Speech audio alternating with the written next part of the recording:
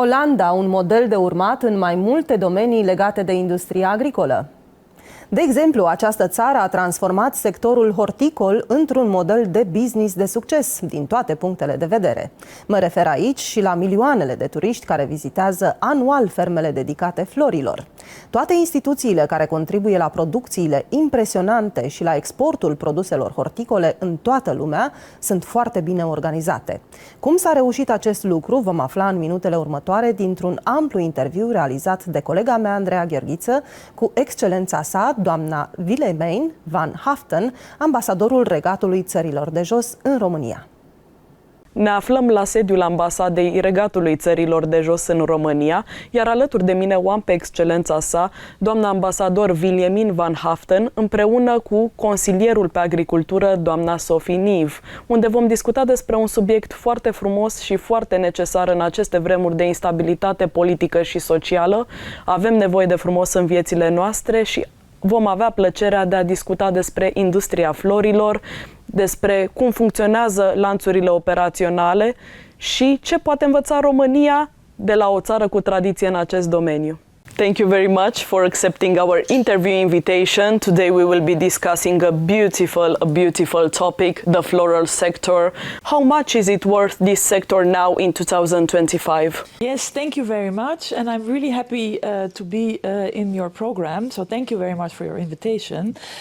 Indeed, the Netherlands is a leading country as far as flowers are concerned. The total sector we estimate around 7 billion.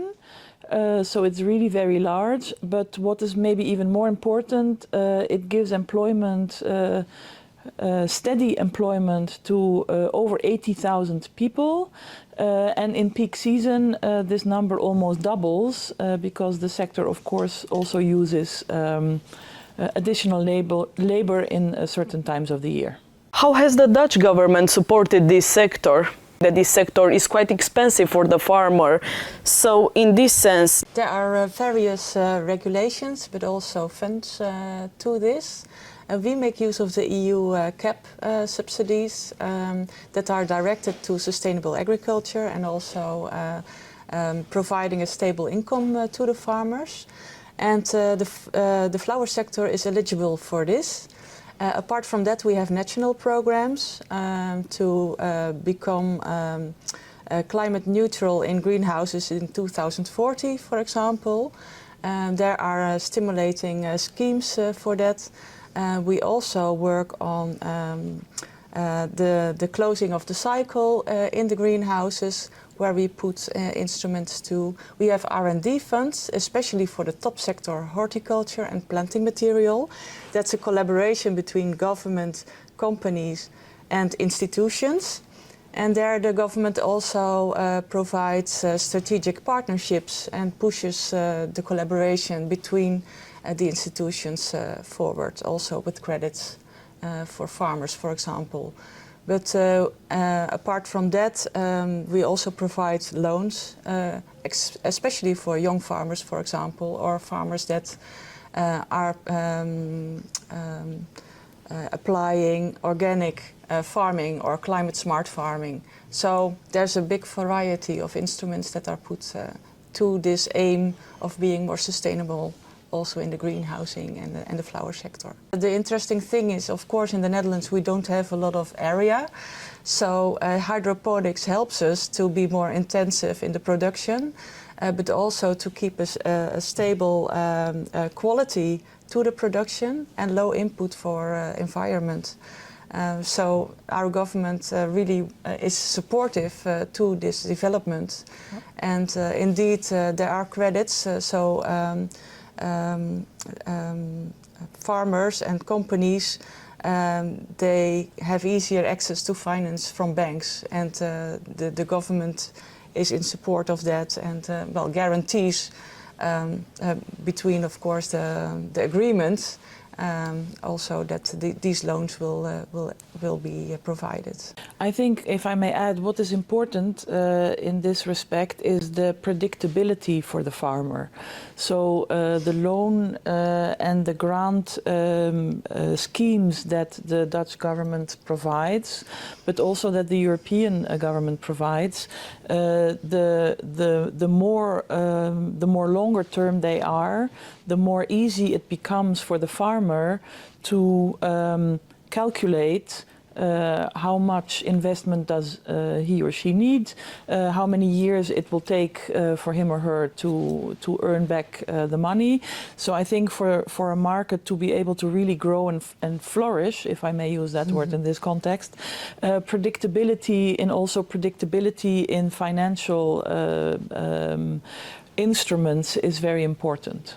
And I guess maybe also to add, also to have to know your market and to have, for example, contracts with retailers, so you know that they will pay you in the end back on your investments. Yeah. That's very important, I think, to start from. And we assume that there are many campaigns promoting the flower sector as well. That's more part of the cooperatives or the businesses themselves in the Netherlands. So the marketing, that's up to the companies mostly. But of course, if we organize missions to countries abroad, we are here also as embassies to put our sector in the spotlight. So what is the relationship between the flower producers, the distributors, and last but not least, the florist? How is this operational chain functioning? Yeah, it's a very strong and tight chain that we have developed there. When you look at the growers, we have also small and big-sized growers, but especially the flower sector is located around the Greenport. That's a kind of hub and a marketplace where also the Royal Flora Holland is located. So that's around Aalsmeer and Westland, for example.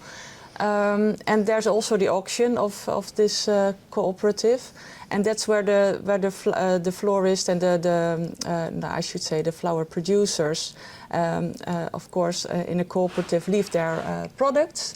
Then we have the distributors. That could be the auction, but it could also be the wholesalers. And they take care of the sorting and the packaging and the logistics. Then we have the exporters, and they take care of the fresh chain and the logistics as well towards other countries. And we are very well equipped as the Netherlands in this fresh and cold chain to keep the flowers in a good state, to provide them to the markets at the best status possible. And then, of course, in the end, you have the florists who are independent, and they can sell from the whole chain or at the auction itself. So that's the whole chain, how it looks like in the Netherlands. And it's very much tied to each other. As I was doing my research, I discovered that Amsterdam Schiphol Airport serves as a major logistic hub for the entire process. And the next question will be, how has the Netherlands reached the performance of uniting so many institutions, so many companies, and overall so many people in this process? I think it's part of our history. It goes already ages back that we developed also a little bit this polder model. To conquer water, as you might know, in the Netherlands, half of our country would be below water if we wouldn't have developed our polders. So it's also part of our genes to collaborate and work together, not only from government side, but also with the society and businesses. I guess that's part of this answer. And of course, when it comes to the flower sector, you also need capital and knowledge and expertise, and that has been developed over the years. And to be competitive in this world, large scale is also important. And this large scale we reached through working together and cooperating as a sector. You use the word predictability, and I think it is essential in these days, taking into account the uncertain context that we are passing as we speak we already know the challenges, and the topic is too beautiful to bring them up now. But in this sense, what do you think it is the main problem in the floral sector in Romania? What do you think is the main challenge? I think the main challenge is that it's quite capital intensive, and you need a lot of specialized knowledge to be competitive in the international market. And the scale of the production is very important. And what I see in Romania, there are quite many florists or flower growers already, but the growing is scattered over the country, and there are quite some small producers. And I think the challenge would be to try and cooperate and associate and work together and build this chain. So you can be competitive also in this international market in the end. And I see that the younger generation is already able to find themselves and each other and working together maybe more than the earlier generations. But I really think that is key because 1 and 1 makes 3. And you won't go that fast, but you go further together. And that's what we really believe, and that's I think also what made this sector in the Netherlands big. So collaboration is key. Yes, it's really key. You mentioned as well the younger generation, and in this sense I have another question, and I think it is really important for the other generation, the previous generations, to pass their knowledge and to have institutions that are helping them prepare for the future. So how are the Dutch universities preparing their future horticulture engineers? And what subjects are they studying, and what opportunities do they have generally during university? Well, of course, you have Wageningen University and Research. It's a very renowned institution also, I know, in Romania. In Wageningen, the orientation is more on science and technical trainings. We have a program on horticulture, and a part of that is also for the flower sector and the greenhouses. Apart from that, we have applied universities, and there you have more hand-on practical trainings, also more related to logistics and business development. If you look more specifically into the programs, what you see in those applied universities, that you can start from biology and phytosanitary topics, greenhouse technology, post-harvest technologies, marketing and business. So there are sub-programs that all take a very specific part of what you would need to know as a grower in the end. And the nice thing is that with these applied universities, that they also have cases from businesses, provided by businesses they can work on. So they don't only know the theory in the end, but they also know the practice. And they start to work in companies during their studies as well, as an internship and I think that's very much of value also to be prepared for your future job. And you also have the vocational education, and that's also a very important layer in the Dutch education system, because in the end we don't need only engineers, but also people to work in the greenhouses and in the sector in many ways. It's very nice that today we talk about this sector. What I know, we have been working on green education quite a while as the Netherlands, together with the Romanian partners.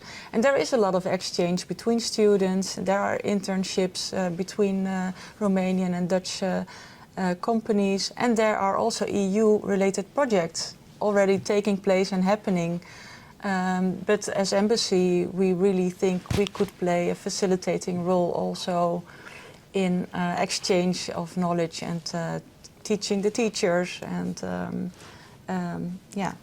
we are very, we see this need and we think we could be of help there. According to an article published in 2015 by a national newspaper, the former ambassador of the Netherlands declared after a meeting with the mayor of Brașov that we are not interested in importing flowers from the Netherlands, but to produce them here with know-how, technology and Dutch seeds, then to bring them in the Netherlands and through our market to sell them anywhere in the world. The statement was given in the context of the possible Dutch investments in the former greenhouses from Codla and St. Petru. How could Romania and the Netherlands continue to partner in this sense? And is the Netherlands considering to take to the next level their investments in Romania in this sector? Well, there are a number of things that one could say about this. First of all, I think it is important that we as an embassy, we support the sector. So we support the sector who wants to make the connection between Romania and the Netherlands. Given the amount of flowers that Romania is currently importing, I would say there is a large opportunity for indeed flower growers in Romania to first of all, to start producing to substitute these imports. Because even before going all the way through the relatively complex process of exporting, which of course anybody can do, and if we can be of any kind of assistance there, we are very happy to help. But there is a huge opportunity already in the domestic market for flowers that can also benefit from Dutch knowledge and expertise. And that is already happening in terms of greenhouse knowledge. We are, for example, working currently on a trade mission at the end of October around Indagra Fair, which also contains a good part of businesses around greenhousing. But there are other things as well. There is seed material, small plants. There are already growers in Romania that are using these opportunities, but I think there is a good possibility for many, many more to benefit from this knowledge. So you are recommending for the Romanian flower growers, first of all, to secure the need of the market in Romania and then to focus on the export? Yes, that would be my recommendation, because then in order to export flowers, you need a large amount of infrastructure also, such as Ms. Neve has just mentioned. You need cold storage, you need a very complex cold storage transportation chain, and all of these things you can diminish. And thereby you can also diminish your carbon footprint, so you can do it in a sustainable or in a more sustainable way if you focus first on what you can do in the local market. The Royal Flora Holland auction is the world's largest flower market, and this is the next question. What will be still the procedure for a foreign flower producer who wants to be involved in the flower auction? Yeah, this is possible both for wholesale and for growers directly. There are a number of steps to be taken. You have to register with the auction. You have to provide proof that your product is compliant with the standards that the auction is using. You have to have a reliable transportation chain. You have to register your company, and then off you go. You send your flowers there. Anybody who is interested in this process is very welcome to contact our embassy, to contact our agricultural department in the embassy for us to help them further in this process. What it is happening at the auction is spectacular indeed. It is like an entire universe of flowers, if I can say so, and it is beautiful that the Netherlands has maintained this tradition. And when we are talking about the country, it is impossible to not think about flowers. It is an industry, and I think we can learn as well. in this sense how to promote the flower industry, which leads me to the next question. How has the Netherlands transformed its floral industry into a successful tourism model? Well, I think because flowers, as you say exactly, they carry beauty in themselves. So if you are a large producer, that in and by itself attracts attention. But there is also beautiful examples in Romania. I was for example, attending in Pitești the symphony of tulips, the symphony La Lelelor. And there in the park you can also see an example of the beauty of flowers, and that also attracts a lot of tourists. There is another example of a flower grower in Dumbovița region who is making flower fields for people to come to pick their own flowers, to spend a pleasant afternoon, so to say, with family and friends in these beautiful surroundings. So there are a number of ways in which the beauty of flowers will start attracting people, and then you have a nucleus to further develop tourism initiatives on or other things. I would like to thank you on behalf of AgriTV for accepting our interview invitation, and we are going to see each other hopefully at Indagra. Oh, that's Very good. so. Let's hope so. Looking forward. Thank Yes, you. thank you very much. Aici se încheie jurnalul AgroTV. Vă mulțumesc pentru că ați fost și astăzi alături de noi. Rămâneți în continuare pe AgroTV pentru că imediat după o scurtă pauză de la ora 20 urmează Agricultura la raport.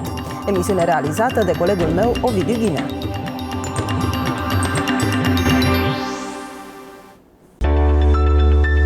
Această rubrică vă este oferită de Agrinvest.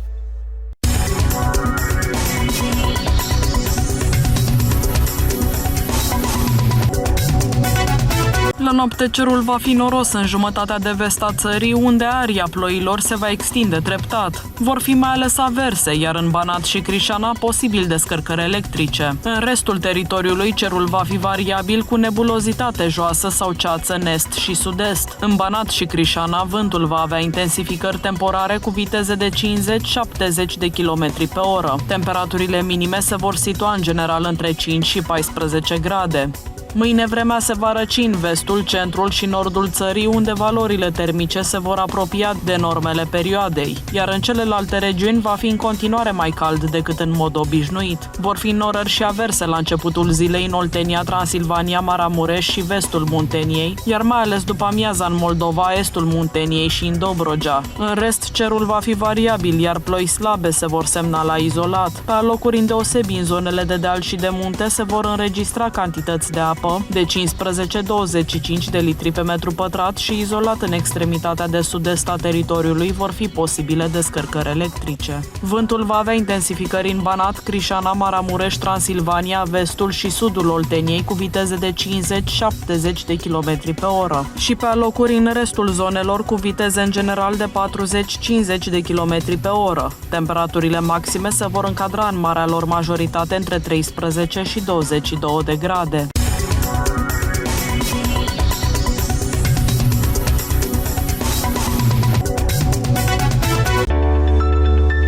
Această rubrică vă este oferită de Agrinvest.